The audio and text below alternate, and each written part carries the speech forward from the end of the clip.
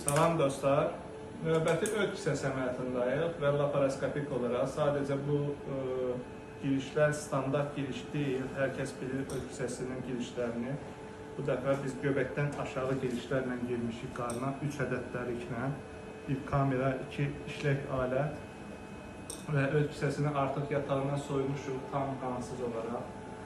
Göründüyü kimi öz kisəsi əlimizdədir və qaraciyərin yatağını göstərən tərtəmiz, heç bir problemi yoxdur, qan falan.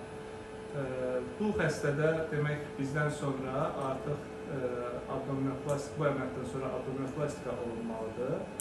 Ona görə biz deməli kəsik nöqtələrimizi, hansı ki abdominoplastika sahəsinə ki daxil olan yer var, həmin yerə salırıq ki, əməliyyatdan sonra ümumiyyətlə bizim əməliyyat çapığımız qarında qalmasın və bu da əməliyyatın kosmetik effektliyini daha da yüksəltmiş olacaq. Diqqətiniz üçün sağ olun.